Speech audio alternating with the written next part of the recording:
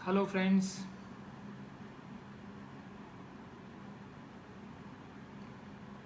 I hope धीरे धीरे सब जुड़ रहे होंगे।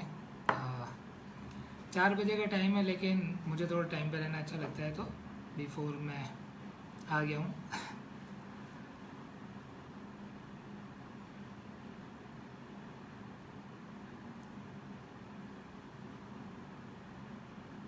4 बजे will we start.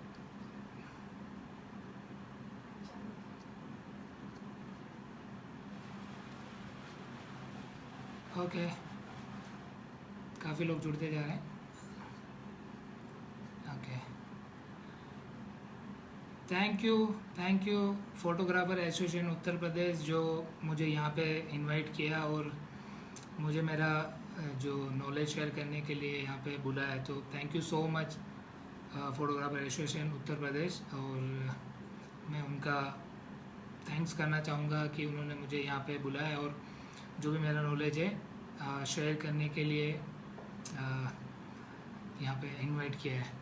Thank you so much. और आवाज़ ओके है? एक बार खाली मुझे ओके, अभी ठीक है आवाज़? या वॉल्यूम सबको आ रहा है, सुन रहे हैं properly?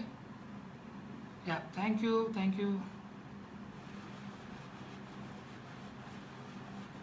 You Anu ji, Vishwakarma ji, thank you thank you so much. आप लोग जुड़ रहे हैं काफ़ी अच्छी तादाद में, और जो सीखने वाले कहीं से भी सीख सकते हैं, मेरा ये मानना है। और मैं ये चाहता हूँ कि आप यहाँ पे जो भी जितना हो सके, मैं जितना टाइम आपको शेयर करूँगा उसमें आप कुछ सीखें। Okay Jatin ji, thank you. आवाज़ एकदम प्रॉपर है। या आपके शायद मोबाइल का थोड़ा वॉल्यूम आप इंक्रीज़ कर दीजिए, बिकॉज शायद कम ज़्यादा हो रहा हो तो मे बी आई थिंक। या ओके, अभी थोड़ा लाउडली मैं बोलता हूँ, ठीक है? ओके, अभी आवाज़ आ रहा है? अभी ठीक है? या thank you Shyam ji, thank you okay. So बिना देरी किए हुए आज मैं आपको कुछ मेरे बारे में मेरा थोड़ा सा ब्रीफ दे दूँगा अपने बारे में, एंड देन उसके बाद शायद मुझे जो जानते हैं वो लोग मेरे बारे में जानते हैं, लेकिन जो नहीं जानते, जो नए जुड़ रहे हैं, उनको मेरे बारे में थोड़ा बता देता हूँ। या ओके, थैंक यू, सही है आवाज़, ठीक है। ओके, तो मेरे बारे में एक छोटा सा ब्रीफ दे दूँ पहले कि as a I am a film maker, cinematographer और एज ए डायरेक्टर। और मैं पहले प्राइम फोकस में था, और राइट नाउ अभी मेरा खुद का प्रोडक्शन हाउस है, और मैं मूवीज़ एंड वेडिंग फिल्म्स वगैरह सारा करता हूँ, एंड पोस्ट प्रोडक्शन, एडिटिंग और कलर ग्रेडिंग भी करता हूँ। सो ये दिस छोटा सा मेरा ब्रीफ है। और माई सेल्फ अनिल बावसर। आप मुझे यूट्यूब एंड फेसबुक, इंस्टाग्राम पे भी फॉलो कर सकते हैं। वहाँ पे नए नए अपडेट्स मैं डालता रहता हूँ, और मेरी वर्कशॉप्स भी होती रहती है, तो you can join any time.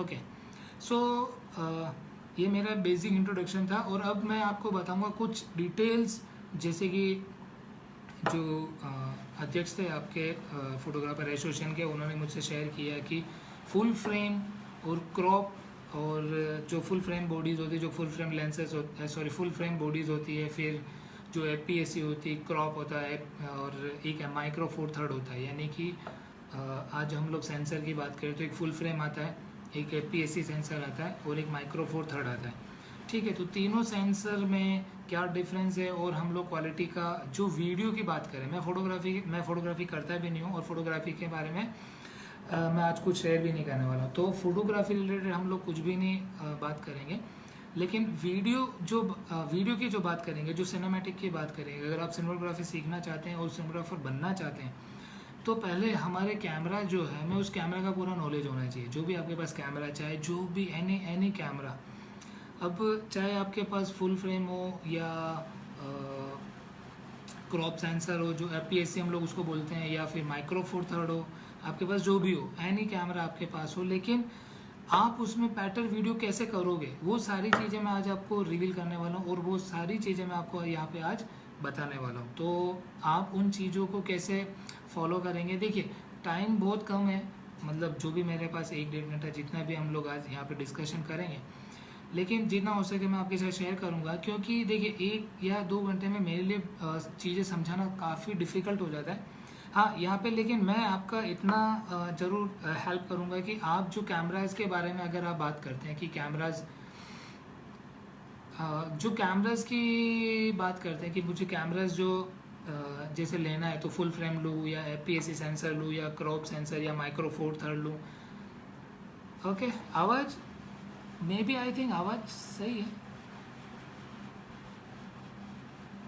Okay, अभी ठीक है आवाज़?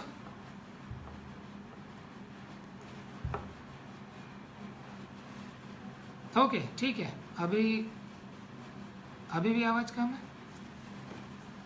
ओके, मैं ये हटा देता हूँ एक बार। अभी आवाज़ ओके है? अभी ठीक है? अभी आवाज़ आ रहा है? बस यस करके बोल दीजिए, यस अभी आवाज़ ओके है। ठीक है, अभी विदाउट हेडफोन मैं बोलता हूँ, सो शायद अब ठीक लगेगा। ओके ठीक है Deepak ji, thank you. Cinematography के बारे में मैं बता दूं आपको कि सिनेमाटोग्राफी जो अगर आप करना चाहते हैं सिनेमाटोग्राफी, देखिए सिनेमाटोग्राफी सीखने के पहले आपको आपके जो कैमरा है, आपका जो कैमरा है या जो भी आपके गियर्स हैं उसका आपको नॉलेज होना चाहिए। सबसे पहला आपके कैमरा में, आपको कैमरा के बहुत सारे जो फंक्शन और फंक्शनलिटी आपको नहीं पता है तो आप ऐसे एक अच्छे सिनेमाटोग्राफर नहीं बन सकते। तो आपके जो गियर्स हैं, लाइटिंग है, आपके जो भी इक्विपमेंट्स हैं, आपको उन सारी चीज़ों का नॉलेज होना चाहिए अगर आप एक अच्छे सिनेमाटोग्राफर बनना चाहते हैं और एक अच्छी क्रिएटिव फिल्म बनाना चाहते हैं तो ठीक है। तो बहुत सारी चीज़ें हैं यहाँ पे फैक्ट करती है अगर आप एक अच्छी फिल्म बनाना चाहते हो, एक अच्छे सिनेमाटोग्राफर बनना चाहते हो तो यहाँ पे मैं कुछ चीज़ें शेयर करूँगा। सबसे पहले हम लोग कैमरा की बात करते हैं, फिर मैं आपको बाद में डिटेल में जाऊँगा, छोटी छोटी चीज़ें आपको और भी बताऊँगा, ठीक है। तो सबसे पहला जैसे मुझे सवाल पूछा था कि कैमरास, सबसे पहले जो आपके दिमाग में कैमरा फुल फ्रेम लूँ, APS-C लूँ या माइक्रो फोर थर्ड लूँ, तो ये चीज़ आप दिमाग में ये रख लो कि आपको आपकी क्रिएटिविटी पे ध्यान देना है। आप चाहे फुल फ्रेम लो, चाहे आप APS-C लो, चाहे माइक्रो फोर थर्ड लो। जैसे फुल फ्रेम कैमरा से भी बहुत सारे मार्केट में आप चाहते हैं कि अगर आपके पास APS-C है या फिर आपके पास माइक्रो फोर थर्ड है, कोई भी ब्रांड हो सकता है, Canon, Sony, Nikon, Panasonic, Fuji या जो भी आपके पास कैमरा उसमें आप कर सकते हो, ठीक है। लेकिन आपको दूसरी चीज़ें ज़्यादा नॉलेज होनी चाहिए कैमराज के अलावा। जैसे कैमराज जैसे अभी आपके पास मान लो फुल फ्रेम है, तो फुल फ्रेम कैमरा से ऐसा नहीं है कि फुल फ्रेम ले लिया तो एक अच्छी फिल्म बन जाएगी। अगर आपके पास APS-C कैमरास हैं तो वो उससे क्रॉप बॉडी जिसको हम लोग बोलते हैं वो है तो उससे अच्छा नहीं होगा, या माइक्रो फोर थर्ड होगा तो अच्छा नहीं होगा। तो सबसे पहला जो सेंसर होता है, सेंसर और लेंस, जब जैसे कि मान लो अगर आप फुल फ्रेम है आपका उसमें 24 mm आता है, तो इसमें आपका जो APS-C उसमें 18 mm आएगा, और अगर आप जो माइक्रो फोर थर्ड उसमें 12 mm आएगा। लेकिन जो फोकल लेंथ है, जिसमें आपके फोकल जो डेप्थ ऑफ फील्ड है वो तो सिमिलर ही बनेगी। अगर आप 12 mm लगाओगे माइक्रो फोर थर्ड में तो 24 mm होगा, और 18 mm लगाओगे APS-C बॉडी में तो भी 24 होगा, और फुल फ्रेम में भी 24 होगा। सो बेसिक चीज़ यही है कि आपके पास जो भी कैमराज हो उससे कोई मैटर नहीं रखता है कि फुल फ्रेम जिससे कि आपकी क्वालिटी बेटर है, या APS-C है तो उससे बेटर आएगी, या माइक्रो फोर थर्ड, ठीक है। सारे कैमरा परफेक्ट होते हैं, उसमें ये नहीं कि AP क्रॉप बॉडी है तो उसमें बेटर नहीं होगा या उसमें प्लस या माइनस होगा। वीडियो में अगर मैं बात करूँ तो अगर आपके पास वीडियो APS-C सेंसर भी है तो भी आप उसमें बेटर क्वालिटी ला सकते हो, एकदम परफेक्ट क्वालिटी ला सकते हो, ठीक है। लेकिन बस लेंस आपको चॉइस आपको पता होना चाहिए कि मुझे लेंस इस पर अगर 24 mm का शॉट लेना है, 24 mm फ्रेमिंग पे मुझे अगर कोई शॉट लेना हो तो मैं कौन सा लेंस लगाऊंगा जिससे कि मेरा 24 mm मिलेगा। दूसरा कि मतलब जो बॉडी, जैसे कि फुल फ्रेम की बात करें, अगर फुल फ्रेम अगर आप जैसे कैमरा ले लिया और अगर आप बोलते हैं कि मतलब उसमें बेटर वीडियो होगा, तो ऐसा कुछ भी नहीं है। आप APS-C सेंसर है तो भी कर सकते हो, और माइक्रो फोर थर्ड है तो भी कर सकते हो, और अगर फुल फ्रेम है तो भी आप कर सकते हो। तो इसमें मतलब कोई भी आपके पास सेंसर हो उससे कोई मायने नहीं रखता है, क्योंकि मायने रखता है आपका कैमराज जो आपकी फ्रेमिंग, आपका कंपोजिशन, फिर आपका लाइटिंग और आपका जो फ्रेम रेट, ये सारी चीज़ें मैटर रखती है। सबसे बड़ा मैटर रखता है आपका एडिटिंग। जो पोस्ट प्रोडक्शन है, जो पोस्ट प्रोडक्शन में अगर आप एडिट करोगे, फिल्म को एडिट करोगे, वहाँ पे सारी फिल्म बाहर निकलेगी, जो आप विज़न, जो आप स्टोरी टेल करना चाहते हो। ठीक है, तो इस तरह से आप कमेंट्स काफ़ी आ रहे हैं, मैं कमेंट्स को हाइड कर देता हूँ। सो मुझे थोड़ा यहाँ पे पढ़ने में दिक्कत आता है, इसलिए मैं बोल नहीं पाता हूँ। सो कमेंट को हम लोग हाइड कर देते हैं। ओके ओके, देखिए अभी आप मुझे 1 घंटे में अगर जज करेंगे कि मैं 1 घंटे में क्या सिखा सकता हूँ, तो देखिए 1 घंटा बहुत सारा कम है। आप समझिए, एक मतलब आप यहाँ पे काफ़ी एक्सपर्ट भी होंगे, काफ़ी लोग अच्छा भी करते होंगे, आप इतने टाइम से कर रहे हैं, आप प्रोफेशनल्स भी होंगे और काफ़ी चीज़ें आप अच्छी करते होंगे। लेकिन मैं ये बोलता हूँ कि अगर कोई कहीं से भी हमें थोड़ा बहुत भी कुछ जानने को मिले तो हमें वो सीखना चाहिए। आप चाहे जितने आप बिल्कुल कर सकते हैं, लेकिन आप मेरी बात को ध्यान से सुनिए। मैं, क्योंकि मेरे पास लिमिटेड टाइम है ना, तो मैं उस हिसाब से थोड़ा सोच विचार के बोलता हूँ, क्योंकि मुझे थोड़ा टाइम लगता है सेट होने में। बेसिक चीज़ें पहले क्लियर कर लेते हैं, ठीक है। अच्छे सिनेमाटोग्राफर बनने के लिए या अच्छी फिल्म बनाने के लिए सबसे पहले आपको स्टोरी माइंड में होना चाहिए कि आप स्टोरी क्या टेल करना चाहते हो, ठीक है। कैमरा, गियर, ये सब आपके काम को इम्प्रूव करने के लिए, लेकिन आपका स्टोरी बिल्ड ही नहीं है। दूसरा कि एडिटिंग भी मैटर करता है एक अच्छी फिल्म बनाने के लिए। अगर आप एक अच्छी फिल्म बनाना चाहते हो, एक अच्छा शूट करना चाहते हो, चाहे वेडिंग फिल्म मेकर हो, चाहे आप कोई वेब सीरीज़ बनाते हो, या अगर आप फिल्म मेकर हो या ट्रैवल फिल्म मेकर हो, आप जो भी वीडियो फिल्म में जो भी करते हो, आप जो भी करना चाहते हो, लेकिन सबसे पहले आपको ये पता होना चाहिए कि मुझे दिखाना क्या है, ऑडियंस को क्या प्रेजेंट करना है। ये सारी चीज़ें पहले आपको माइंड में क्लियर होनी चाहिए। अगर ये चीज़ें क्लियर है तो you can do it everything, otherwise आप उसको कर नहीं पाओगे। जो आप सोच रहे हो वो आप स्क्रीन पर प्रेजेंट ही नहीं कर पा रहे हो, तो उसका क्या फ़ायदा, ठीक है। कैमरे की सेटिंग्स और ये सारी चीज़ें भी मैं आपको बताऊंगा धीरे धीरे इसके बाद, ठीक है। तो सबसे पहला, अगर एक अच्छे फिल्म सिनेमाटोग्राफर बनना चाहते हो, अगर आप एक सिनेमैटिक फिल्म बनाना चाहते हो, आज हम लोग वेडिंग की बात करते हैं। अगर आप एक वेडिंग फिल्म में करो और एक प्री वेडिंग या वेडिंग अच्छी फिल्म बनाना चाहते हो, ठीक है, तो सबसे पहले आपको अपने कैमरा का नॉलेज होना चाहिए। आपका कैमरा जो भी हो, चाहे APS-C हो, फुल फ्रेम हो, चाहे माइक्रो फोर थर्ड हो, जो भी आपके पास कैमरा हो, उस कैमरे का डिटेल में आपको नॉलेज होना चाहिए कि मेरा कैमरा में क्या क्या फीचर्स हैं, जिससे कि मैं सारी चीज़ें कर सकता हूँ, ठीक है।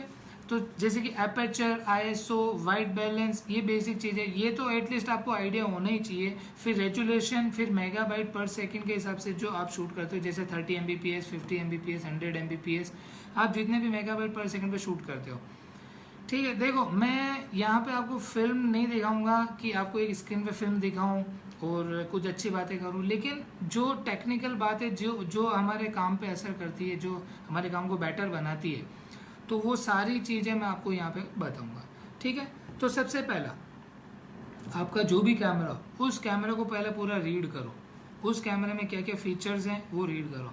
अब जो अच्छी फिल्म बनाने के लिए अगर आपका कैमरा फुल HD भी है तो भी इनफ है, ठीक है। अगर फुल HD कैमरा भी अगर आपके पास है तो वो मोर देन इनफ है। कोई 4K या उसकी नीड नहीं है। अगर नीड है कि अगर आपके पास टीवी है, क्लाइंट है, अगर वो चाहते हैं कि 4K में शूट आपसे मांगते हैं, तो आप 4K में दे सकते हो। अदरवाइज आपके पास अभी 4K नहीं है, अगर फुल HD भी कैमरा भी आपके फीचर्स है आपके कैमरा में, तो आप उससे कर सकते हो, ठीक है। तो सबसे पहले आपको अपने कैमरे का नॉलेज होना चाहिए कि आपका जो भी कैमरा हो उसको आपको कम्प्लीटली उसको चलाना आना चाहिए। अगर आपको पता ही नहीं कि मेरे कैमरा में ये फीचर्स हैं और वो सारी चीज़ें अगर आप कर सकते हो और आपको पता ही नहीं कि मेरे कैमरे में ये भी फीचर्स हैं, तो सबसे पहले अपने कैमरास के फीचर्स को समझो कि मेरे कैमरे में क्या क्या फीचर्स हैं, ठीक है।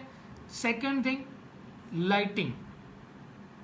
अब आपको लाइटिंग का नॉलेज नहीं है, आप मॉर्निंग में, इवनिंग में, जब भी आप शूट करते हो, तो आपको ये पता होना चाहिए कि मेरे कैमरे के अंदर जो फीचर्स हैं, उन फीचर्स को मैं कैसे अट्रीव करके मैं जो अगर मुझे मॉर्निंग में शूट करना है, इवनिंग में शूट करना है या फिर डे लाइट में शूट करना है, तो लाइटिंग का नॉलेज होना चाहिए सबसे पहला, कि मुझे कौन सी लाइट में कब क्या मिलेगा, वो एक आइडिया होना चाहिए। बहुत सारी बार क्या हम लोग होते हैं ऐसी धूप में भी शूट कर रहे होते हैं, तो अगर आप एनडी फिल्टर लगा के शूट करते हो दिन में, जो डे टाइम में अगर आप शूट करते हो तो आपको एनडी फिल्टर कंपलसरी लगाना है। और अगर आप मॉर्निंग में शूट करते हैं, मॉर्निंग और इवनिंग में, तो कि आपके पास हार्श लाइट नहीं होती जो फिल्म को बर्न नहीं करती है, तो उस टाइम पे आप क्या करो कि लाइटिंग का ध्यान रखो कि मेरी कौन सी लाइटिंग में मुझे सॉफ्ट पिक्चर मिलेगी, ठीक है। तो हार्श लाइट में हमें शूट नहीं करना है।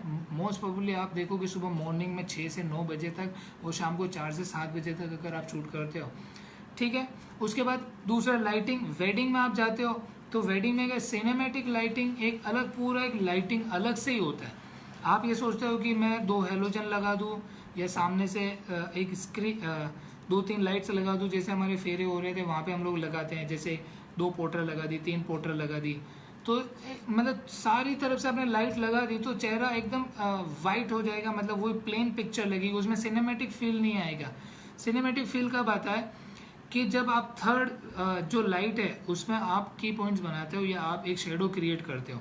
जैसे कि मान लो अभी जैसे ये मेरा फेस है और ठीक है, अब अगर सामने से लाइट लगाएंगे तो ये पूरा क्लीन होगा, क्लीन पिक्चर्स। तो आप क्या थोड़ा सा कट लाइट यूज़ करो, शेडोज क्रिएट करो। जितने ज़्यादा शेडो क्रिएट होंगे उसका फिल्म का सिनेमैटिक ज़्यादा लुक आएगा। मतलब जो आप जो सिनेमैटिक फिल्म देखते हो उसमें शेडोज ज़्यादा क्रिएट होंगे। मतलब कि ये जो शेडो पार्ट है, देखो यहाँ जो हल्का शेडो आ रहा है नीचे, फिर यहाँ से लाइट, अगर मैं इधर से लाइट दूँ जो इधर शेडो पार्ट बनता है, तो लाइक अगर ऐसा आप करते हो, सॉफ्ट और हार्ड लाइट का अगर आप जो प्रॉपर यूज़ करते हो तो आपका ये सिनेमैटिक फील होगा। तो लाइटिंग का भी आपको नॉलेज होना चाहिए एटलीस्ट। जो आप लाइटिंग, अब क्या करते हैं हम लोग पोर्टर लगाते हैं, 2 उस पर अम्ब्रेला लगा देते हैं और सामने से फ्रंट से लगा देते हैं, ठीक है। तो वो गलती मत करो। आप क्या उसको सॉफ्ट करो, जितना हो सके सॉफ्ट करो और उसको बैकग्राउंड के साथ फील करो। जैसे कि मान लो मैं यहाँ बैठा हूँ और अब जो मेरे ऊपर जो लाइट है, अब बैकग्राउंड की लाइट वो सिमिलर होनी चाहिए। बैकग्राउंड, फोरग्राउंड और मिड ग्राउंड की लाइट जो है ना, कोई चीज़ बर्न नहीं होनी चाहिए। यानी कि मान लो पीछे बैकग्राउंड है बिल्कुल डार्क हो गया, मैं ओवर हो गया और आगे मेरा फोरग्राउंड है वो और बर्न हो रहा है।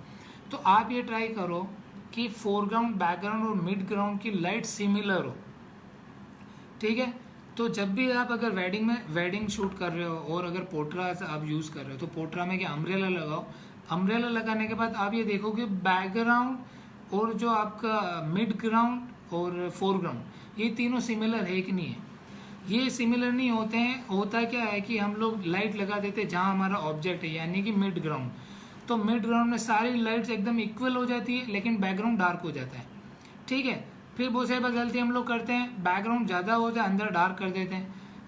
तो ये चीज़ें, मैं खाली वेडिंग की बात कर रहा हूँ, मैं आपको अभी फिल्म या उस रिलेटेड बात नहीं करूँगा, खाली आपको अपने जो वेडिंग रिलेटेड ही बात करता हूँ, ठीक है, जो भी हम लोग वेडिंग शूट करते हैं।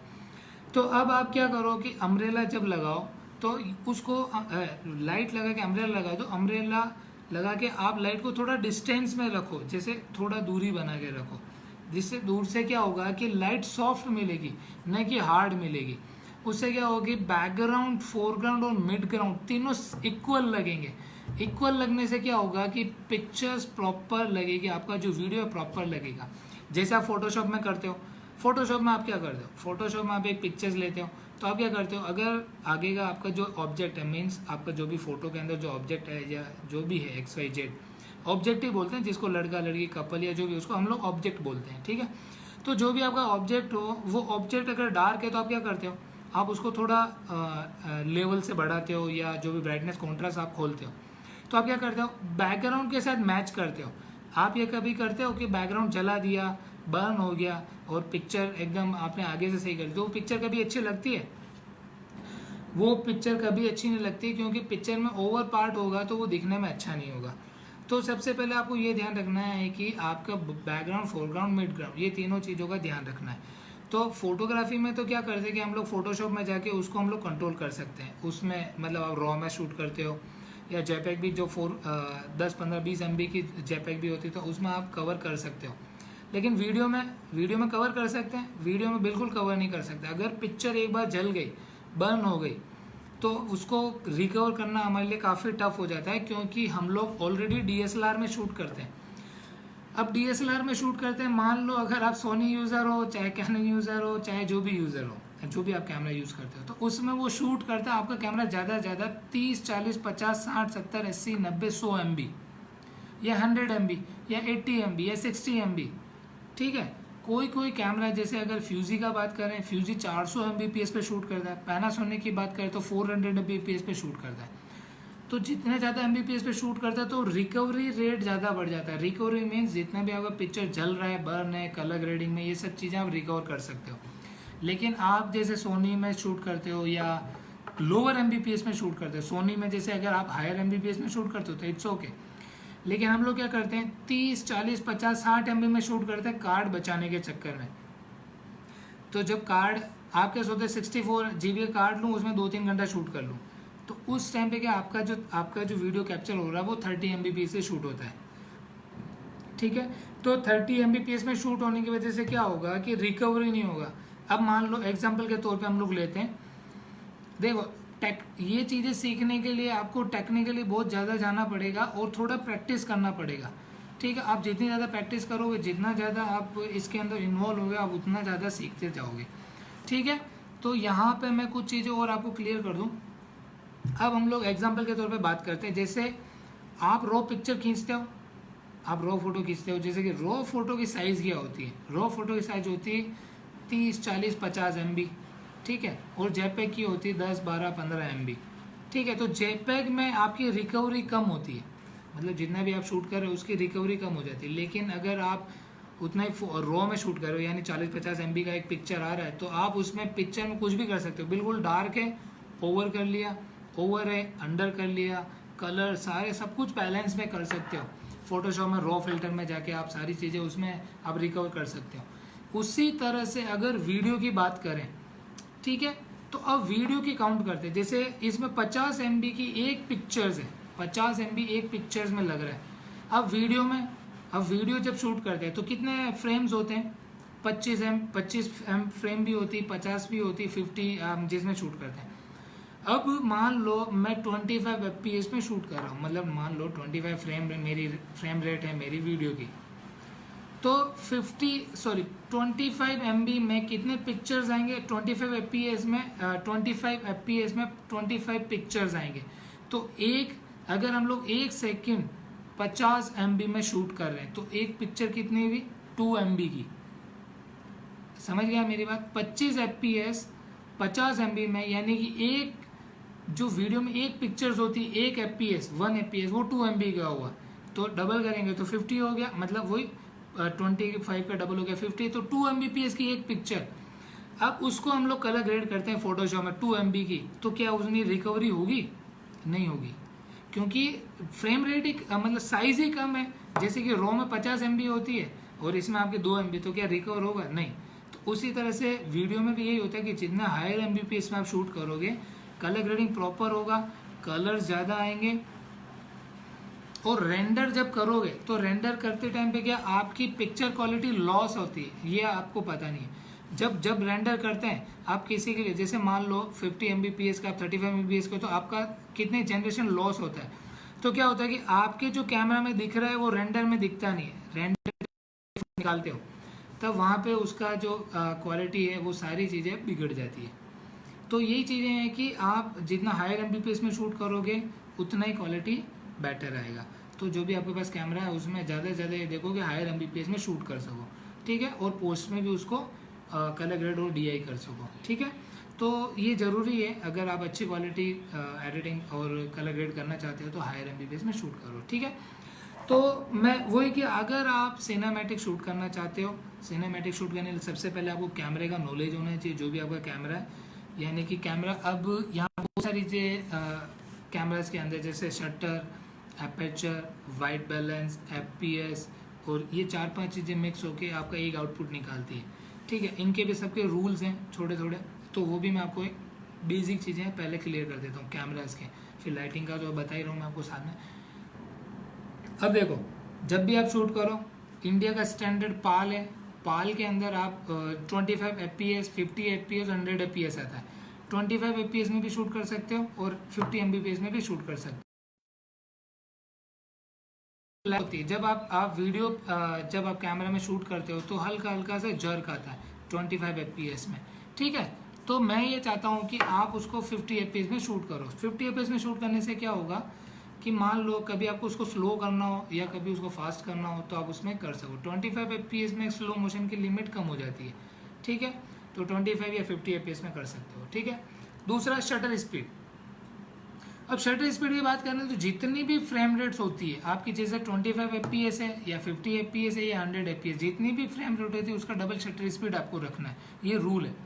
मान लो मेरी 25 FPS है तो मैं 50 कर दूंगा, अगर 50 है तो मैं 100 कर दूंगा, और 100 है तो 200 कर दूंगा। और अगर स्लो मोशन कर रहे हो आप 120 FPS में तो आप उसको 240 भी कर सकते हो, ठीक है। तो आप जितनी फ्रेम रेट है उसका डबल शटर स्पीड रखना, ये आप ध्यान रखो, ठीक है। अब एपर्चर की बात करते हैं। एपर्चर जब भी आप शूट करो तब आपको 7-8 से ऊपर जाना नहीं है एपर्चर। आप मान लो आपने फ्रेम रेट रखी है 50 FPS, शटर आपने रखा है 100 FPS, 100 शटर स्पीड रखी है, 50 FPS आपने फ्रेम रेट रखी है। अब एपर्चर जितना हो सके लोअर रखो।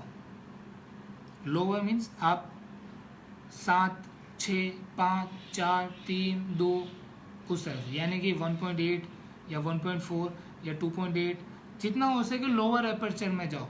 आपको ज़्यादा से ज़्यादा ज़रूरत पड़े तो 7-8 से ऊपर नहीं जाना है वीडियोस के अंदर।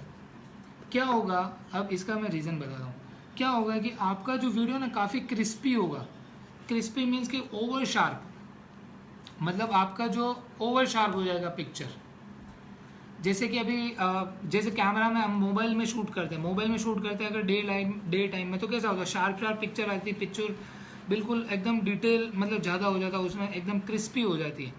तो पिक्चर क्रिस्पी नहीं हो, आपकी फिल्म क्रिस्पी नहीं हो, उसके लिए हमें लोअर एपर्चर में रखना है जिससे पिक्चर स्मूथ हो।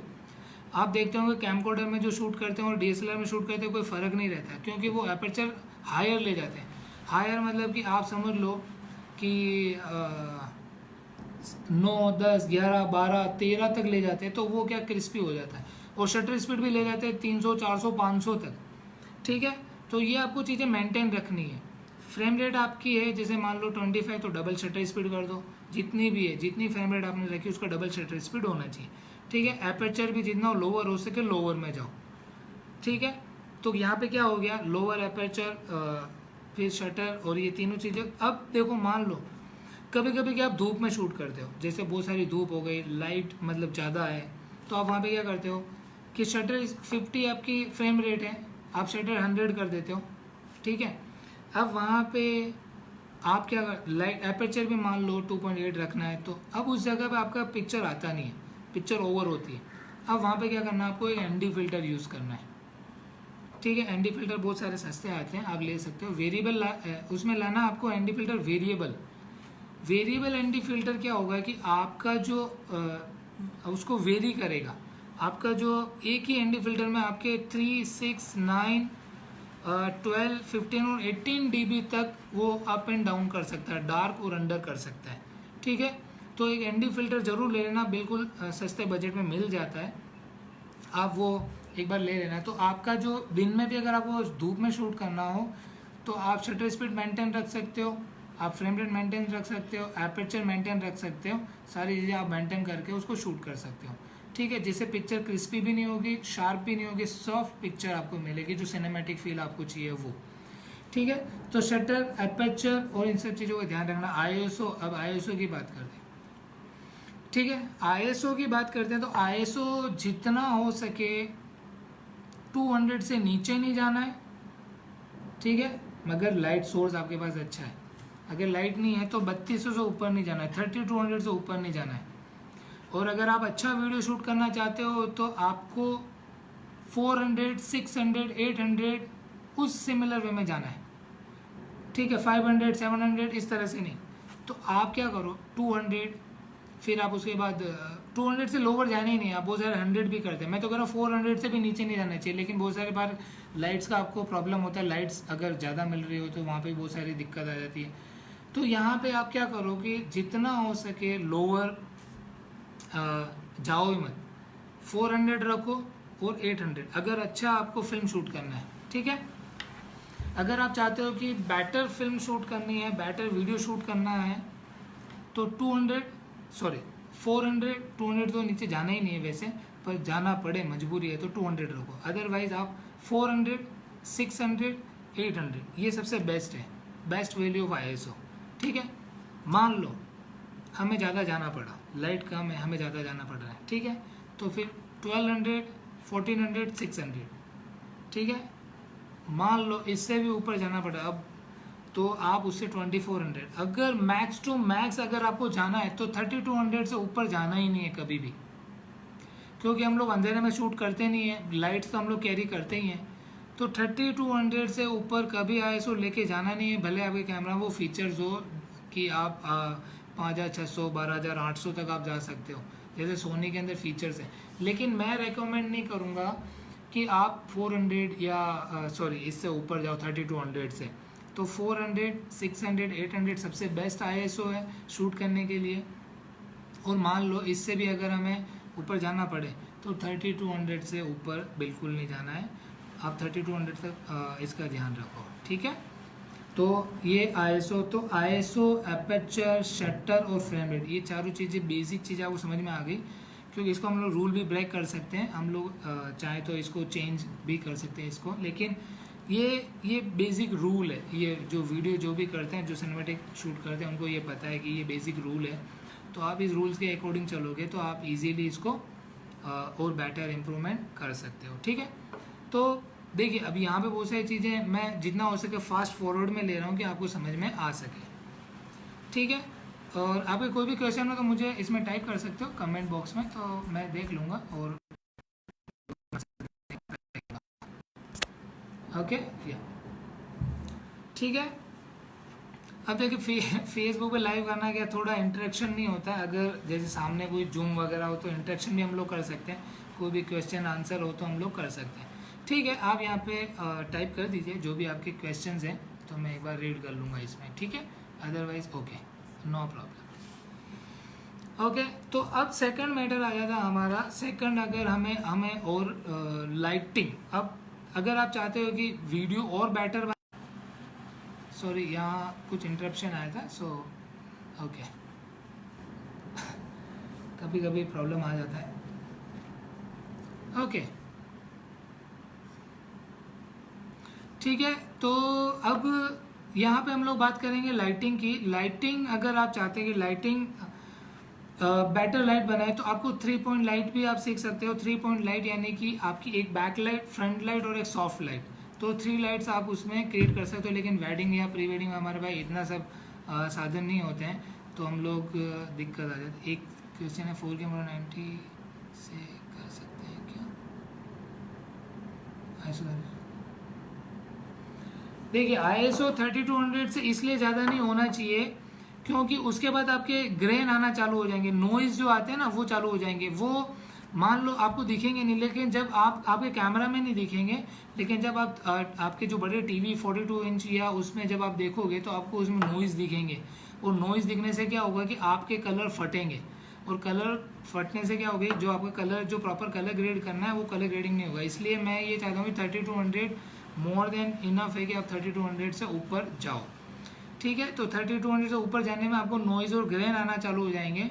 और अगर अच्छा कैमरा है सोनी या फिर आप फ्यूजी है या फिर इन कैमराज में अगर आप जा रहे हो तो ISO थोड़ा अच्छा है, तो 3200 तक भी आपको नॉइज़ दिखेंगे नहीं, तो 3200 तक आप जा सकते हो। अदरवाइज मैं रेकमेंड नहीं करता हूँ 3200 से ऊपर जाओ, ठीक है। इसमें भी आपको इनफ लाइट मिल ही जाती है, तो यू कैन इसमें कर सकते हो, तो कोई दिक्कत वाला बात नहीं आएगा। Crop Vijay Tiwari ji, crop sensor camera में क्या सेटिंग रखेंगे?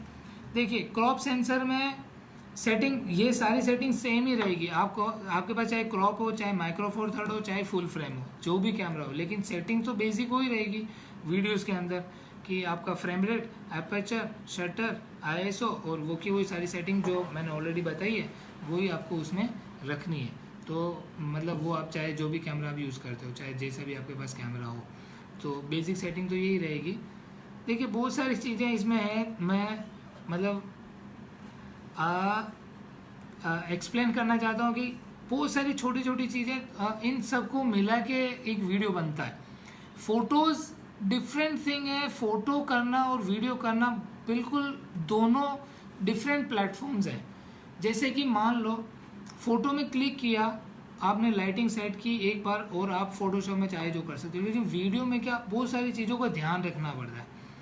ठीक है, तो मेरे पास जितना टाइम है उसमें मैं सोच रहा हूँ कि जितना ज़्यादा हो ज़्यादा दे सकूँ, अदरवाइज़ कुछ चीज़ें मिस हो जाए तो I am so sorry, but otherwise मैं जितना हो सके मैं ट्राई करूँगा। ठीक है, जैसे मेरे कैमरा में G6 निकॉन कैमरा में 4000 ISO तक गेन नहीं आते। ऐसे बहुत सारे कैमरास जो सोनी या बहुत सारे कैमरास फ्यूजी में हैं, ये सब भी लोग बोलते हैं कि 12,800 12,800 तक भी नॉइज़ या ग्रेन नहीं आते हैं। लेकिन मैं ये बोल रहा हूँ कि आप जब बड़े टीवी में देखोगे या जब आप अगर कोई 55 इंच के टीवी में देखोगे, जब आपको प्रॉब्लम दिखेगी, आप एक बार ज़रूर ट्राई करना है, क्योंकि आप एडिटिंग में, रेंडर में, पोस्ट प्रोडक्शन में जाओगे तो वापस वो एक्सपोर्ट करोगे तो क्वालिटी डाउन होती है। इसके लिए मैं चाहता हूँ कि आप उससे ऊपर मत करो। या जतिन जी का क्वेश्चन है कि आप हैंडल भी शूट कर सकते हो और गिम्बल में भी शूट कर सकते हो। जैसे मैंने खाली एक ही क्वेश्चन आपका पढ़ा था। सो देखिए, गिम्बल पे भी आप शूट कर सकते हो और हैंडल भी शूट कर सकते हो। अब इसमें क्या मोशन 4 वे मोशन होते हैं, जब भी आप शूट करते हो तो देखो, एक 4 वे मोशन कैसा है कि सिनेमैटिक का एक रूल है। जब भी आप फिल्म शूट करते हो या कोई भी वीडियो शूट करते हो जो सिनेमैटिक, या अगर आप कोई फिल्म बना रहे हो तो वो लोगों को अच्छी लगे, तो उसके लिए क्या होता है कि कुछ रूल्स होते हैं। हम क्या करते हैं, शूट करते हैं, मतलब हमें पता नहीं कि कौन सा शॉट किसके बाद कनेक्ट करना है।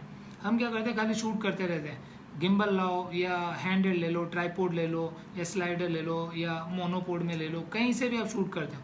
लेकिन आपको ये नहीं पता है कि इस शॉट के बाद क्या शॉट कनेक्ट होगा और इसके बाद कौन सा शॉट हमें अटैच करना है।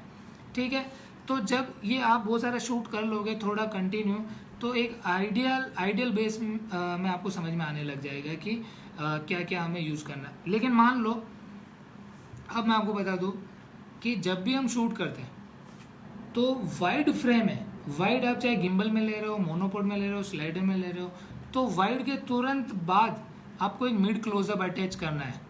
ठीक है, तो जब शूट करते हैं तो आप ये दिमाग में रखो कि मैं ये जो भी फ्रेम बना रहा हूँ तो वाइड फ्रेम के साथ मुझे तुरंत सेकंड शॉट उसका मिड क्लोजअप आना चाहिए।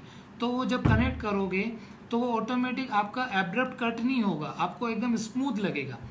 अब चाहे वो हैंडल्ड हो, चाहे गिम्बल पे हो, चाहे किसी में भी हो।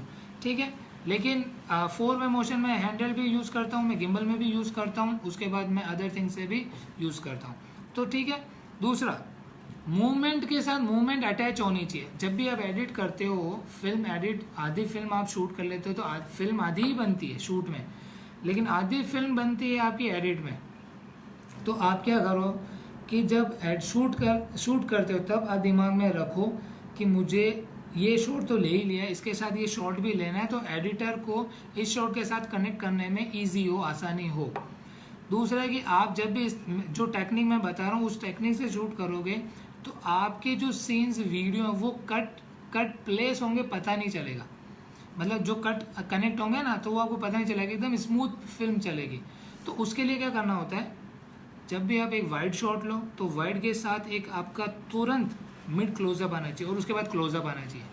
ठीक है, तो एक, दूसरा और थर्ड, 1 2 3 तीनों शॉट कनेक्ट होंगे, फिल्म एकदम स्मूथ दिखेगी। लेकिन हम क्या करते हैं, एक फ्रेम यहाँ ले ली, बंद किया, दूसरा कहीं से ले लिया, तीसरा कहीं से ले लिया, कोई फ्रेमिंग रूल्स का ध्यान नहीं है और हम शॉट कनेक्ट कर रहे हैं, खाली म्यूजिक के साथ बीट पे बैठा रहे हैं, तो इट्स नॉट एडिटिंग और it's not a cinematic film. ठीक है, तो उसमें क्या होता है कि जब भी आप शूट करते हो तो आप ये दिमाग में रखो पहले कि मैंने जो एक वाइड फ्रेम ली है, उसके बाद एक क्लोजअप लेना है, सॉरी एक मिड लेना है, उसके बाद क्लोजअप लेना है। ठीक है, तो एडिटर जब उसको एडिट करने बैठेगा तब तो वो शॉट उसको कनेक्ट करेगा 1 2 3, तो ये जो एब्रप्ट कट है ना वो नहीं दिखेगा और फिल्म एकदम स्मूथ दिखेगी। ठीक है, दूसरा, मूवमेंट के साथ मूवमेंट अटैच करनी है। मूवमेंट यानी कि एक मूवमेंट ऑलरेडी चल रही है, दूसरी मूवमेंट आपने अटैच की तो ये एक साथ चलेगा। हम क्या करते हैं, स्टॉप ब्लॉक लगाते हैं, कहीं से स्टैटिक लगाते हैं, फिर एक गिम्बल का दौड़ते हुए शॉट लगा दिया, गिम्बल लेके दौड़ना it's not a cinematic. Film बना लो खाली गिम्बल में, तो इससे आप कोई सिनेमैटिक फिल्म नहीं बनाते हो, खाली एक आप गिम्बल से क्या क्या एक स्मूथ शॉट ले रहे हो। लेकिन आपको ये सारी चीज़ें रूल्स पता होना चाहिए जो मैं बता रहा हूँ। इन चीज़ों को ध्यान से आप सुनोगे तो आपको समझ में आ जाएगा, अदरवाइज जो चल रहा है वैसे चलता रहेगा। ठीक है, तो मतलब ये मैं काफ़ी, मेरे इतना 15 साल का एक्सपीरियंस है तो मैं ही आपके साथ शेयर कर रहा हूँ। हाँ, तो ये चीज़ें आपको कोई बताएगा नहीं कि कौन सी चीज़ें किसके साथ कनेक्ट करनी है, तो ये थोड़ा आप डिटेल में एक बार समझ लो अब, उसको एक बार आप ट्राई करना तो आपको खुद को उसमें पता चलेगा कि नहीं बिल्कुल ये सही है। सो कनेक्ट, आप शॉट के साथ शॉट कनेक्ट करो तो मूवमेंट होनी चाहिए, दोनों के साथ आपकी मूवमेंट होनी चाहिए, जब वो शॉट परफेक्ट लगेगा। ठीक है, ओके, सो ये हो गया। और भी कोई सवाल हो तो पूछ सकते हो, अदरवाइज मैं कंटिन्यू करूँगा। ठीक है, ओके। फ्यूजी X-T200 1640 लेंस के साथ बेहतर सिनेमेटोग्राफी हो सकती है? यस ऑफकोर्स हो सकती है। देखो, सिनेमेटोग्राफी करनी है, आप चाहे DSLR हो चाहे जो भी हो। अब मैं आपको बता दूं आपके कैमरा में क्या क्या होना चाहिए, अगर ये है तो आप कर सकते हो, अदरवाइज मतलब आप कैमरा अपडेट कर लो। ठीक है, तो सबसे पहला आपके कैमरा में फुल HD होना चाहिए। ठीक है, फुल HD कैमरा है आपके पास तो आप कर सकते हो बस। दूसरा, इंटरचेंजेबल लेंसेज होने चाहिए, मतलब DSLR में जो लेंस चेंज होते ही हैं तो आप कर सकते हो। 3 लेंस आपके पास जरूर होने चाहिए। सबसे पहला वाइड लेंस, ठीक है, दूसरा मीडियम लेंस, तीसरा टेली लेंस। ये तीनों लेंस आपके बैग में हमेशा होने चाहिए। तीनों लेंस हैं और आपके बॉडी में फुल HD है, बस आप कर सकते हो।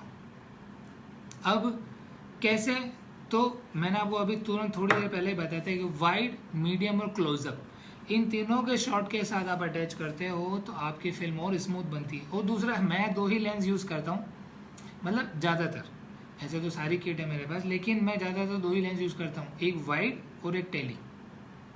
और उसी के अंदर सारा जितना भी क्रिएटिव पार्ट होता है, क्रिएटिव पोर्शन होता है, मैं उसी के अंदर निकालता हूँ। ठीक है, एक तीसरी टिप, जब भी शूट करो लिमिटेड शूट करना है, न कि हमें कार्ड भरने हैं। ठीक है, कार्ड मतलब कि अब एक एग्जांपल लेते हैं, कार्ड भरने का मीन्स ये नहीं कि आप शूट ही नहीं करो, शूट करना है, लेकिन शूट आपको लिमिटेड करना है। लिमिटेड मीन्स कि जैसे कि आप अगर प्री वेडिंग शूट करने जाते हो, मान लो आप सुबह से शाम तक शूट करते हो और 3-4 घंटे का शूट कर लेते हो, और बनाना कितनी देर का है, आपको 5 मिनट की फिल्म बनानी खाली, तो उसमें आप 3-4 आवर्स का शूट कर लेते हो। तो एडिटिंग में क्या होगा कि आपके जो अच्छे शॉट हैं वो तो आएंगे नहीं, और ख़राब जो जितने भी जो अनवांटेड शॉट हैं वो आप उसमें लगा दोगे। तो इससे बेटर है कि लिमिटेड शूट करो, जल्दी भी एडिट होगा, फास्ट भी एडिट होगा, और आपकी फिल्म भी अच्छी लगेगी। ठीक है, तो लिमिटेड शूट करो जिससे कि आपका काम ईजी फास्ट हो सके। ठीक है, ओके, यहाँ कुछ क्वेश्चंस हैं वो भी मैं एक बार देख लेता हूँ।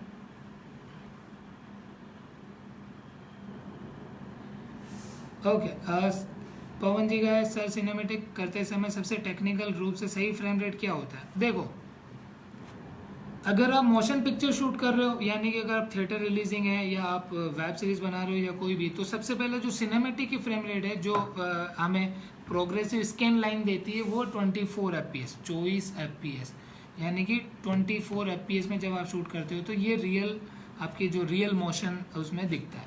ठीक है, ये रियल मोशन है।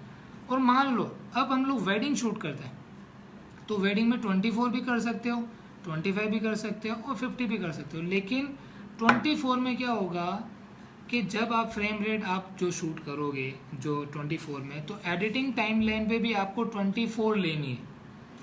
अब हम गलती क्या करते हैं, गलती ये करते हैं, करते शूट 60 में, frame rate post production editing में ले रहे हैं 25, और शूट कर रहे हैं, अब 2 कैमरा लगा है, एक बंदा 60 में कर रहा है, एक 50 में कर रहा है, तो क्या हो रहा है, हमने पूरा खिचड़ी बना दिया है।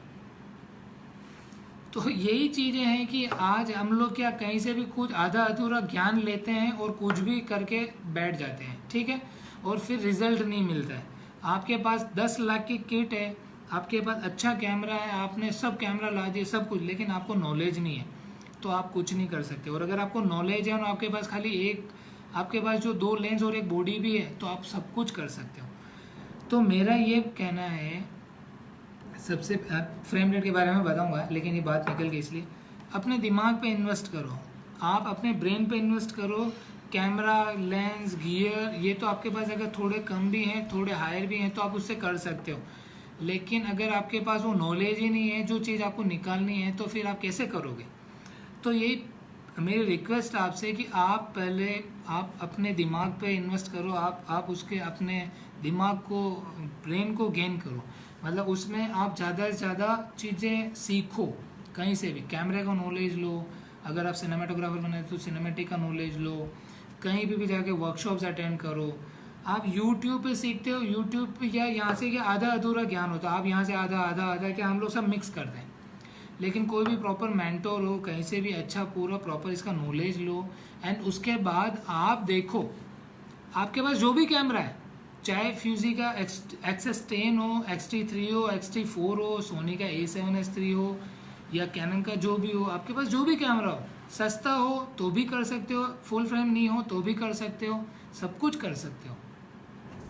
लेकिन अगर हमारे पास नॉलेज ही नहीं है, तो चाहे हम लोग बड़े से बड़ा रेड कैमरा लेके आ जाएं, चाहे जो से जो लेंस लेके आ जाएं, लेकिन हम लोग नहीं कर पाएंगे। सो प्लीज़ मेरी रिक्वेस्ट है आपसे, कहीं से भी सीखो, कहीं से भी आप अपना नॉलेज बढ़ाओ, लेकिन थोड़ा इसमें आप इन्वॉल्व हो, तो ये चीज़ें आपके लिए बिल्कुल आसान हो जाएगी। कैमरा, बड़ा महंगा कैमरा ये लाना आपके लिए मतलब ज़रूरी नहीं होगा। वेडिंग फिल्म्स हम लोग जब बनाते हैं तो हमें कोई हाई एंड कैमरा लेने की ज़रूरत नहीं, आपके पास जो बेसिक किट है तो भी कर सकते हो। हाँ, कुछ चीज़ों की रिक्वायरमेंट है वो पूरी करनी है, अदरवाइज आप सब कुछ कर सकते हो। ठीक है, तो सबसे फ्रेम रेट जो मैंने बताया, आप 24 भी रख सकते हो, 25, लेकिन 25, 50 दोनों में से कोई भी रखो जो आपको सूटेबल हो। 25 में क्या, जब हम कैमरा मोशन मूव करते हैं थोड़ा, तो हल्का हल्का सा उसमें फ्रेम में झटके आते हैं, यानी उसको जीटर्स बोलते हैं। अगर जीटर्स आ रहे हैं तो 25 में मत करो, 50 में करो। 50 में क्या स्मूथ मिलती है, बाद में आप उसको स्लो मोशन भी कर सकते हो।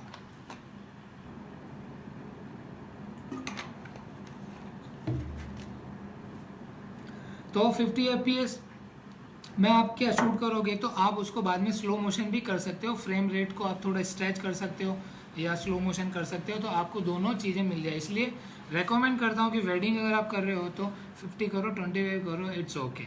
ठीक है, लेकिन ये ध्यान रखना सारे कैमरा में यही होना चाहिए, 25, 50। दूसरा सेकंड कैमरा भी हो तो 50 होना चाहिए, और वो भी 50 होना चाहिए। और जब टाइमलाइन लो एडिटिंग में, पोस्ट प्रोडक्शन में, तो भी 50 होनी चाहिए। तब जाके आपका जो काम है ना एक जैसा दिखेगा, मतलब जहाँ स्टार्ट टू एंड एक जैसा उसमें फील आएगा। तो 50, 50, 50 हमें चाहिए ध्यान रखना। ठीक है, ओके। कुछ सवाल है, मैं ले लेता हूँ और नीचे से, सॉरी,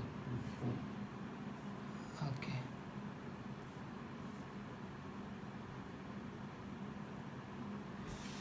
ओके, 50 फ्रेम रेट, देखिए मैंने क्या बोला, 25 हो, 50 हो, 25 वैसे तो 25 में ही करो, लेकिन 25 में क्या होता है कि जब फास्ट मोशन होता है, जब आप कैमरा को घुमाते हो तब आप उतने प्रॉपरली नहीं घुमा पाते हो। तो 25 में क्या फ्रेम है ना, जर्क करती है, ऐसे हल्के हल्के से उसमें जर्क्स आते हैं, मतलब क्योंकि हम लोग उतनी स्मूथ से नहीं ले पाते कैमरा का जो मोशन है ना उसको। तो उसलिए 50 मैं बोलता हूँ, 50 मैं रेकमेंड करता हूँ कि 50 जब वेडिंग शूट करते हो तो 50 में करो, इट्स ओके, स्मूथ मिलेगा और आपका काम इजी होगा। लेकिन अगर आप प्रोफेशनल एकदम परफेक्ट, आपको कैमरा एकदम परफेक्टली मूवमेंट करना आता है, तो आप 25 में भी करो, इट्स वो सबसे बढ़िया है। ठीक है, लेकिन अगर आप 50 में भी करते हो तो भी कोई प्रॉब्लम नहीं है। लेकिन end of the day export तो 25 में ही होती है। आप चाहे 50 में करो, 100 में करो, 25 में करो, लेकिन जो फाइनल आउटपुट निकलेगा टीवी के लिए वो 25 में ही निकलता है। ठीक है, लेकिन मैं शूट करते टाइम पे 50 करो, 25 करो, इट्स ओके। लेकिन 50 इसलिए बोलता हूँ कि 50 में बाद में आपको स्लो मोशन करना हो तो भी कर सकते हो, फास्ट मोशन करना हो तो भी कर सकते हो। सो 50 इट्स ओके, अदरवाइज। लेकिन 60 बिल्कुल नहीं करना। 60 कब करना है, 60 जब आपको खाली स्लो मोशन करना है उस फुटेज का, तभी आपको 60 शूट करना है, अदरवाइज आप पूरी फिल्म 60 में शूट मत करना, क्योंकि 60 और हम लोग पाल में फिर लाते हैं 25, तो आपकी जो 10 फ्रेम का गैप आएगा वो कहाँ से लाओगे। सबसे बड़ी गलती लोग यही करते हैं, शूट करते हैं 60 में, फ्रेम आपका जो एडिटिंग टाइमलाइन में बनाते हैं 25 FPS, जो आपकी प्रीसेट लेते हो प्रीमियर या ADS या FCP जो भी आप यूज़ करते हो उसमें ले लोगे 25 FPS। अब आपने जो 50 का 60 लिया है, 25 जो बीच की फ्रेम्स है वो कहाँ जाएगी? गलती तो हम लोग यही करते हैं ना। बहुत सारे मेरे दोस्त जो एडिट करते हैं उनको पता होगा, जो यहाँ पे जो काफ़ी मित्र हैं जो एडिट करते हैं उनको ये आइडिया होगा कि 50 में शूट कर लेते हैं और 15 बना लेते हैं, ओके। लेकिन बहुत सारे लोग 60 में शूट करते हैं फिर 25 की बनाते हैं, क्योंकि उनको पता ही नहीं है कि शूट किस में किया और किस में एक्सपोर्ट करना है। तो सबसे पहले आप अगर अच्छे शूटर बनना चाहते हो, अगर आप अच्छे सिनेमेटोग्राफर बनना चाहते हो तो एडिटिंग का भी नॉलेज लो। चाहे करो मत, एडिटिंग आपको नहीं आती कोई प्रॉब्लम नहीं है, लेकिन एडिटिंग से ज़्यादा कि आप शूट जब करोगे तो एडिटिंग का नॉलेज होगा तो आप अनवांटेड फुटेज शूट नहीं करोगे, जो चाहिए उतना ही शूट करोगे और आपको पूरा स्टार्ट टू एंड प्रोसेस पता होगी। ठीक है, तो अगर आप एडिटिंग भी सीखते हो तो इट्स बेस्ट है, सबसे बढ़िया। करना नहीं है लेकिन आपको आनी चाहिए, मतलब आपको एक आइडिया होना चाहिए। ठीक है, तो इन चीज़ों का जरूर आप ध्यान रखें।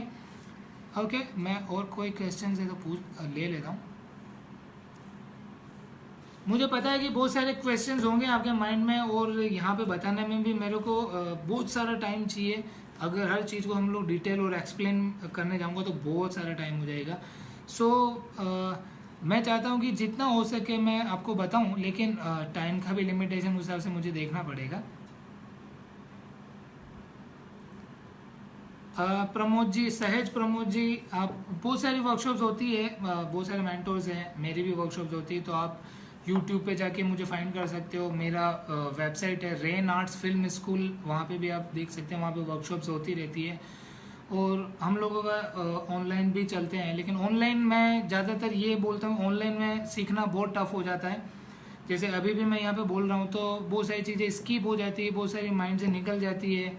तो हो सके तो आप फिज़िकल ज्वाइन करो, कहीं भी जाओ फिज़िकल ज्वाइन करोगे तो आपको क्या interaction by face to face होगा और आप उनसे इंटरेक्शन कर सकते हो, बात कर सकते हो, तो आपके जो भी क्वेश्चन है उसका आंसर आपको मिलेगा। ऑनलाइन में क्या है कि जैसे अभी मैं बोल रहा हूँ तो यहाँ पे थोड़ा डिफिकल्ट हो जाता है सीखना, क्योंकि आप अपने क्वेश्चन कर नहीं पाते हो और आप समझ नहीं पाते हो।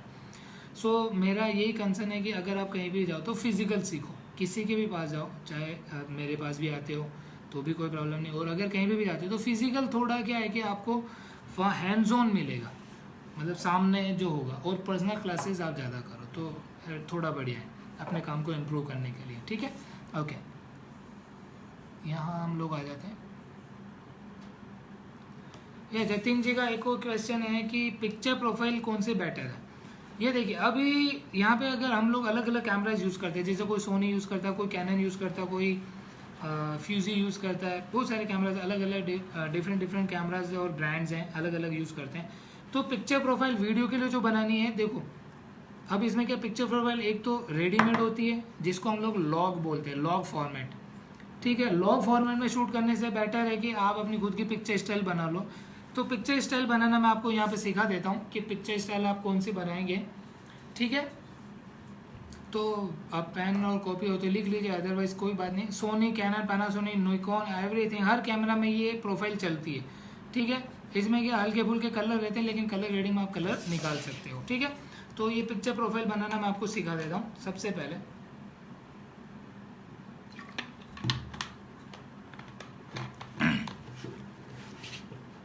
आपके कैमरा, जो भी आपके पास कैमरा हो, चाहे जो भी ब्रांड का हो, उसमें क्या एक पिक्चर स्टाइल होता है, जो पिक्चर प्रोफाइल होता है, उसमें जाना है। सबसे पहले शार्पनेस बिल्कुल जीरो कर देना है, शार्पनेस बिल्कुल माइनस कर देना है। माइनस मतलब -3 हो, -3, -0, जो भी आपके अंदर आता हो camera, Sony, Canon, Nikon, Panasonic, Fuji, जिसमें भी, तो शार्पनेस बिल्कुल जीरो कर देनी है। ठीक है, उसके बाद कॉन्ट्रास्ट भी उन सबसे पहले, सॉरी एक चीज़ स्किप हो गई मेरी, आप जो पिक्चर स्टाइल उसमें जाना है न्यूट्रल में। सबसे पहले न्यूट्रल में जाना है, न्यूट्रल की पिक्चर स्टाइल में जाओगे, न्यूट्रल में चले जाना है। न्यूट्रल में जाने के बाद शार्पनेस जो है उसको जीरो कर देना है।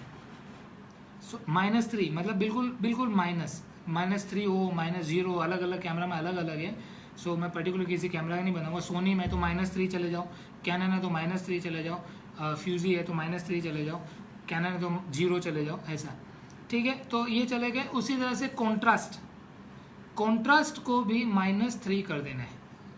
ठीक है। उसके बाद सैचुरेशन को भी -3 कर देना है, ठीक है। कलर टोन होगा, कलर टोन को बिल्कुल हाथ नहीं लगाना, कलर टोन को एज इट इज रखना है, बिल्कुल कुछ भी उसमें छेड़ना नहीं है, ठीक है। इसमें क्या हो जाएगा, अब आपका कैमरा पिक्चर फ्लैट हो जाएगी, फ्लैट प्रोफाइल हो जाएगी। फ्लैट प्रोफाइल से क्या होगा कि आपकी पिक्चर में कलर्स नहीं आएंगे, कलर बिल्कुल डाउन हो जाएंगे, ठीक है। अब उसको शूट करोगे, लेकिन ये सेटिंग आप जब करना तब आपको कलर ग्रेडिंग का नॉलेज हो, आपको कलर ग्रेडिंग आपका जो भी एडिटर हो या आप खुद करते हो तो कलर ग्रेडिंग का आपको आइडिया होना चाहिए, अदरवाइज आप मत करना, जो है स्टैंडर्ड में शूट करना। अगर आपको आइडिया है कलर ग्रेडिंग का तो करो, ठीक है। तो आप इस तरह से आपकी पिक्चर प्रोफाइल बन जाएगी, उसमें शूट करना है, ये सिनेमैटिक की है। और अगर आप लॉग में शूट करते हो सबसे बढ़िया, लॉग मतलब सोनी के अंदर आता है, फ्यूजी में आता है, लॉग होता है, S log, C log, D log, F log, सारे लॉग होते हैं। ये आपको पता नहीं हो तो आप अपने डीलर या किसी भी जो अच्छा कैमरा नॉलेज बंदा है उसको पूछ लो, तो लॉग होता है। अभी मेरे पास कैमरा नहीं है तो मैं आपको यहाँ बता नहीं पाऊँगा, अदरवाइज मैं आपको बता देता, ओके। तो लॉग फॉर्मेट शूट करो तो सबसे बढ़िया, लेकिन उसमें कलर ग्रेडिंग का बहुत आपको सेंस होना चाहिए, नॉलेज होना चाहिए, अदरवाइज आप पिक्चर प्रोफाइल जो मैंने आपको बताया पिक्चर स्टाइल आप उसमें बना सकते हो, ठीक है, ओके। नेक्स्ट ले लेते हैं अगर कोई क्वेश्चन है तो।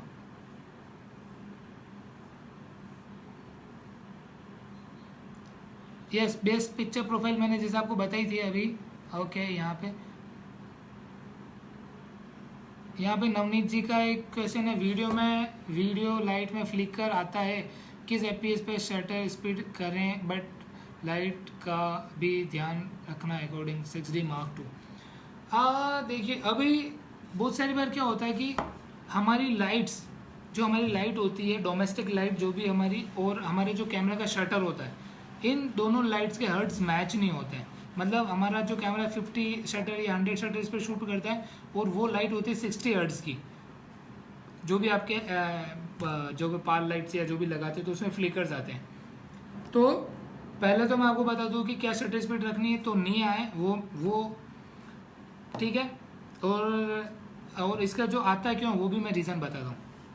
सबसे पहले रीज़न, आपकी जो लाइट है और जो आपकी और आपका कैमरा, वो शटर और लाइट्स के हर्ट्स होते हैं, इसमें हर्ट्स होते हैं। जैसे आपका जो 50 FPS हर्ट्स होता है, सॉरी 50 हर्ट्स होता है पाल सिस्टम में, लाइट का 60 हर्ट्स होता है, तो ये हर्ट्स मैच नहीं होते हैं। हर्ट्स मैच नहीं होने की वजह से आपके फ्लिकर आते हैं, ठीक है। और अगर आप ज़्यादा बढ़ाते हो तो ज़्यादा आने लग जाएंगे, कम करो तो कम करने आ जाएंगे, ठीक है। अब उस लाइट को 60 हर्ट्ज में है, और 60 हर्ट्ज को हटाने के लिए फिर आपको आपका कैमरा का मोड बदलना पड़ता है, उसमें आ जाता है NTSC में या फिर पाल। जो कोई लाइट मैच नहीं हो तो NTSC और पाल में बदलते हैं, लेकिन NTSC पाल नहीं बदलना है आपको। इंडिया में शूट कर रहे हो तो आपको पाल में ही शूट करना है, जो पाल की फ्रेम रेट है उसी में शूट करना है, ठीक है। तो ये तो कारण है कि आपका जो फ्लिकर आने का। लेकिन अब मान लो अब अब इसको हटाएं कैसे, तो हटाने के देखो 2 तरीके। सबसे पहला तरीका, तो आपके कैमरा DSLR में शटर स्पीड ही होता है, अदरवाइज जो सिनेमैटिक जो बड़े कैमरा आते हैं उसमें होता है ग्लोबल शटर। एक होता है ग्लोबल शटर और एक होता है शटर स्पीड, ठीक है। तो शटर एंगल, ग्लोबल शटर यानी कि शटर एंगल और शटर स्पीड, अब दो होते हैं, shutter speed, shutter angle global shutter में।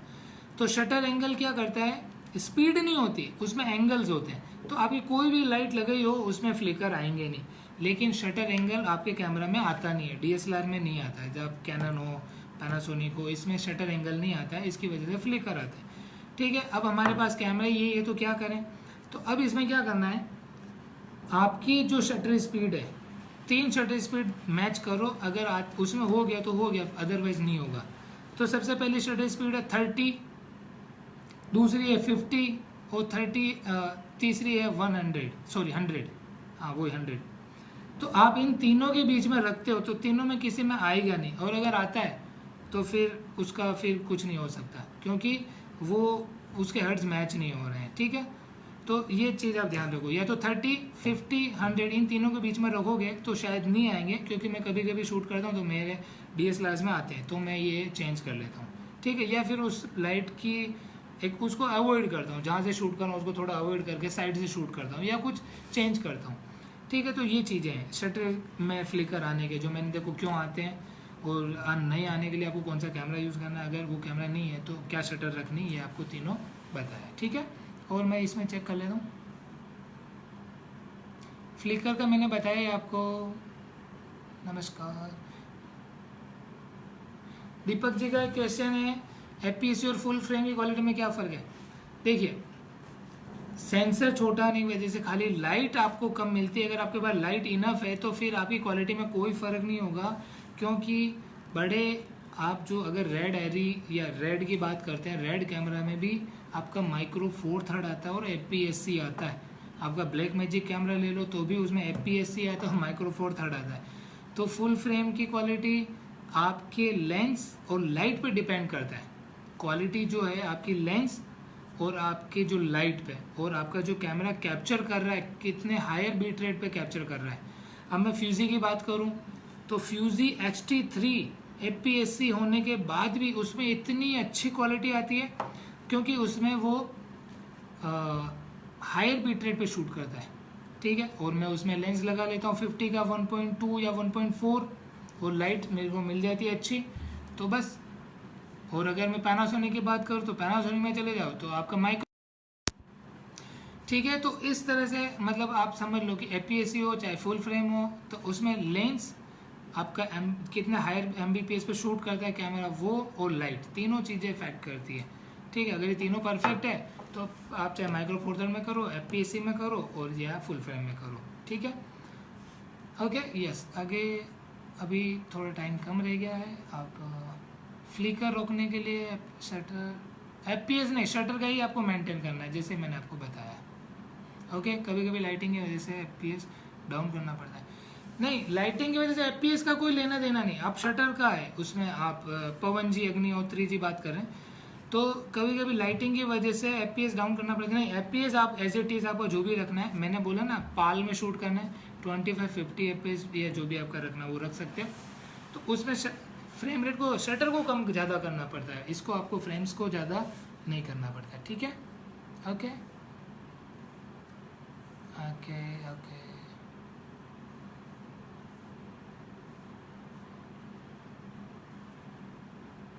ओके या बहुत सारी चीज़ें हैं डिस्कशन करने के लिए, तो हम मेरे पास भी इनफ टाइम है। सो तो अभी और कोई क्वेश्चन हो तो आप मुझे पूछ सकते हो। सॉरी, या इधर है। Thank you Jatin ji, thank you so much, आपने अटेंड किया, thank you. Harshit Kumar ji, video shoot करते समय वाइट बल्ब जो बबलिंग करता है उसको कैसे सेट करें, वही उसको बोलते हैं हम लोग फ्लिकर आना। वो फ्लिकर इसी वजह से आते हैं कि आपके शटर और उसके मैच नहीं होते, तो जैसे मैंने अभी आपको बताया था आपका, तो उस तरह थोड़ा आप मैनेज कर सकते हो। देखिए, सिनेमाटोग्राफी सीखना मतलब बहुत मतलब आपको काफ़ी प्रैक्टिस करनी पड़ेगी, बहुत सारी चीज़ें आपको विजुलाइज करनी पड़ेगी, बहुत सारे चीज़ों को ध्यान रखना पड़ेगा, तब जाके आप एकदम अच्छे सिनेमाटोग्राफर बनना चाहते हो और एक अच्छी फिल्म बना सकते हो। देखिए, अब बहुत सारी चीज़ें हैं यहाँ पे, शायद आप मेरे से जानना चाहते होंगे या आपके मन में क्वेश्चंस भी होंगे, या टाइम की वजह से मैं उसको शायद एक्सप्लेन नहीं कर पा रहा हूँ, या बहुत सारी चीज़ें हो सकती है, लेकिन फिर भी मैं ट्राई कर रहा हूँ कि जितना हो सके मैं आपके क्वेश्चन का आंसर दूँ, और अब मेरे पास भी लिमिटेड टाइम है। या बिल्कुल नीरज जी, वो एडिटिंग का ही है, वो एडिटिंग वर्कशॉप है। और दूसरा कि देखिए, अगर आप और ज़्यादा डिटेल में जैसे जानना चाहते हैं तो जैसे तो आप लंबे कोर्स कोई भी आप ले सकते हो, ठीक है। भले कहीं से भी करो, कोई प्रॉब्लम नहीं, कहीं से भी आप सीख सकते हो, लेकिन आप इस जितना ज़्यादा आप इसमें प्रैक्टिस करोगे उतना ही ज़्यादा आप नॉलेज गेन करोगे, ठीक है। तो अगर आप और ज़्यादा भी सीखना चाहते हैं तो मेरी एक एप्लीकेशन है, उसका आप नाम लिख सकते हैं, आर्टफ्लिक्स। आप वो मोबाइल एप्लीकेशन आप जाके डाउनलोड कर सकते हैं, तो उसमें बहुत सारे मैंने वीडियो कोर्सेज रखे हैं फिल्म सिनेमाटोग्राफी के, एडिटिंग के, और भी नए नए आने वाले हैं, तो वो आप डाउनलोड कर सकते हो। अदरवाइज इट्स ओके, अगर नहीं करते तो कहीं से भी आप उसको दूसरी जगह से भी आप नॉलेज गेन कर सकते हो। अगर नहीं है तो आपको कुछ भी नहीं आता, कोई बात नहीं, आप क्या करो, सुबह पहले कैमरा लो, आपके पास जो भी लेंस हो उसको लो, शूट करने चले जाओ सुबह उठते ही, सुबह मॉर्निंग में शूट करो, फिर उसको लाके आप अपने कंप्यूटर में डालो, उसको बैठ के एडिट करो, कोई बात नहीं। यूट्यूब से आप छोटे छोटे कोर्स या जो भी मिनी वीडियोस होते हैं उनको देखो और वहाँ से भी आप सीख सकते हो, ठीक है। तो जितना ज़्यादा आप सीखोगे उतना ज़्यादा मतलब आपके वीडियोस देखो, मैं एक दिन या 2 घंटे 5 घंटे या 2 दिन में नहीं सिखा सकता हूँ, क्योंकि मैं आपको बेसिक चीज़, अगर आप ऑलरेडी कर रहे हो, अगर कोई क्वेश्चन है तो आंसर दे सकता हूँ, लेकिन अगर आपको इसको सीखना है तो इसमें आपको टाइम देना पड़ेगा। वो टाइम दोगे तो ही आप कर पाओगे, अदरवाइज तो वो वीडियो जो कर रहे हैं सब लोग जो करते हैं वैसे ही आप करोगे। एक चीज़ दूसरा है कि वीडियो, जैसे कि आप वीडियो हम लोग कैसे करते हैं, वेडिंग वीडियो करते हैं, जैसे कि न्यूज़ रिपोर्टर, खाली हम लोग जाते हैं कैमरा में जो आ गया वो कैप्चर कर लेते हैं, तो it's not a cinematic. Cinematic में क्या, आपको शॉर्ट डिवीज़न आपको देखना है कि आपका कहाँ से शॉट मैच होगा, कौन सा शॉट किसके बाद लगाना है, स्टोरी टेलिंग, हर चीज़ मायने रखती है अगर आप एक अच्छा वीडियो बनाना चाहते हो। ठीक है, सो आई होप कि आपको मज़ा आया होगा, और बहुत सारे क्वेश्चंस जो भी अभी क्वेरीज शायद सॉल्व हुई होगी, और एक दो क्वेश्चंस मैं ले लेता हूँ अगर यहाँ पे हो तो। यहाँ कोई, thank you so much sir. 4K Vipin ji का एक क्वेश्चन है, सर 4K शूट तो कर लेते हैं लेकिन 4K एडिटिंग में प्रॉब्लम आती है, क्लाइंट को देते हैं 1080 ही। ओके, देखिए सबसे पहले तो कि अगर आप 4K में शूट कर रहे हो तो अच्छी बात है। एडिटिंग में इसलिए प्रॉब्लम आती है कि हायर फुटेज होता है तो एडिट में थोड़ा लैक होता है सिस्टम, तो दिक्कत आ सकती है। लेकिन मैं आपको ये सजेशन देता हूँ कि अगर आप 4K में शूट करते हो तो डाउन सैम्पलिंग करो, और उसको जो टीवी की आपके क्लाइंट को पूछो कि आपका टीवी फुल 4K है या फिर आपका HD है, तो HD में एक्सपोर्ट करो, अगर 4K है तो 4K में करो। ठीक है, तो 4K शूट करते हैं तो 4K में ही एडिट करके दो, लेकिन 4K एडिट करोगे तो आपको मशीन भी हैवी चाहिएगा। ठीक है, तो फुल HD में करके फुल HD में दे दो, ठीक है। लेकिन अगर फुल HD में करना है और फुल HD में देना है तो सबसे ज़्यादा ये ध्यान रखो, हायर MBPS में शूट करो, लोअर में मत करो। लोअर मीन्स कि आप बहुत कम लोअर MBPS में शूट करते हो, क्वालिटी कभी नहीं बनेगी। आपको क्या करना है, हायर MBPS में शूट करना है।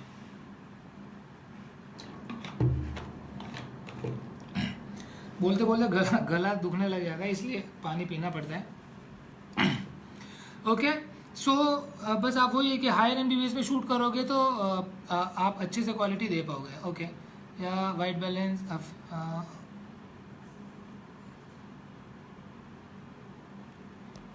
फिल्टर से मे बी फिल्टर से फ्लिकर रिमूव नहीं होते हैं, क्योंकि वो शटर से रिलेटेड है आपका फ्लिकर, इसके लिए वो उसमें नहीं होंगे। ओके, या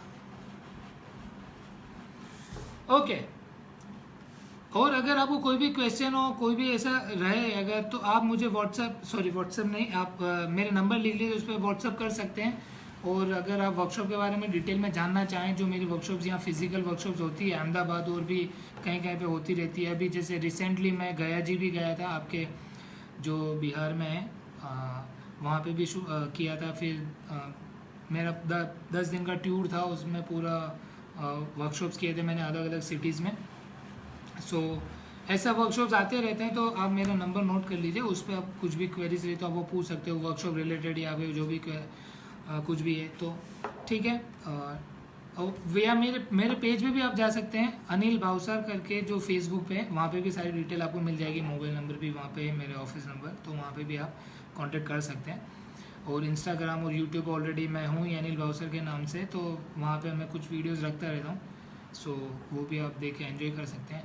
आर्टफ्लिक्स मोबाइल ऐप है, मैंने जस्ट अभी रिसेंटली लॉन्च की है, तो आप वहाँ पे भी जाके बहुत सारा कुछ सीख सकते हैं। ओके, सो आई होप कि आपको आज जो मैंने जितना भी आपको सिखाया आपको आपने समझा होगा और आपको पता चला होगा। Thank you so much. और कोई क्वेश्चन है तो आप मुझे पूछ सकते हो, अदरवाइज मैं इसको, हम लोग सेशन को क्लोज करेंगे। थैंक यू सो मच, आप लोगों ने मुझे सुना और टाइम दिया। देखिए मेरा कैसा, मैं एक छोटी सी रिक्वेस्ट करना चाहूँगा कि आप जब भी ये सोचो कि अगर आप अच्छा काम करना चाहते हो, आप कुछ मतलब एक अलग दिखना चाहते हो, तो आप ये समझ लो कि आपको डिफरेंट करना होगा और आपको उस चीज़ के लिए बहुत सारी मेहनत करनी पड़ेगी। देखिए मैं भी आपके जैसा ही था, आज से जब भी 15 साल पहले की बात है, जब मैं भी ऐसे ही घूमता था, लोगों से मिलता था, तो कोई सिखाते नहीं थे और मतलब अपना नॉलेज शेयर नहीं करते थे। तो काफ़ी चीज़ें स्ट्रगल करने के बाद मैं इन चीज़ों को सीखा और उसके बाद मुझे पता चला कि लोगों को कितनी प्रॉब्लम आती है। तो वो सारे वर्कशॉप इसलिए मैंने अटेंड करना शुरू किया कि लोगों को मैं समझाऊं और दिल से समझाऊं कि वो जो भी सफ़र कर रहे हैं, जो भी प्रॉब्लम्स उनको आती है। देखो, कैमरा लेने में कैमरा ले आते हैं या समझ में नहीं आता, कोई सी भी चीज़ हमने ले ली, ये सारी चीज़ें मैंने बहुत सारी फेस की है। तो मैं ये नहीं चाहता हूँ कोई भी फोटोग्राफर इस चीज़ को फेस करे। तो मेरा यही इंटेंशन रहता है कि लोग ज़्यादा से ज़्यादा सीखें और अपना, और जैसे ही हमारा बिजनेस है तो हमें इसमें ज़्यादा से ज़्यादा हमें इन्वॉल्व होना चाहिए और हमें हमारे नॉलेज को बूस्ट करने के लिए जगह जगह से सीखना चाहिए। आप कैमरा मत खरीदो लेकिन अपना नॉलेज ज़्यादा लो, आप कैमरा अपडेट मत करो लेकिन वो नॉलेज ले लिया तो आप अपने कैमरा में भी हैप्पी और कर सकते हो एवरीथिंग, हर चीज़ जो आप चाहो कर सकते हो। सो मेरी रिक्वेस्ट है कि आप ज़्यादा से ज़्यादा लर्न करें, कहीं से भी सीखें, कहीं से भी, लेकिन आप उसको सीखें। सो बस यही था। अदरवाइज आपके जो भी हैं आप मुझे, और मैं देख लेता हूँ कोई क्वेश्चन ना रह गए। बहुत सारे रह गए होंगे, आई होप सो।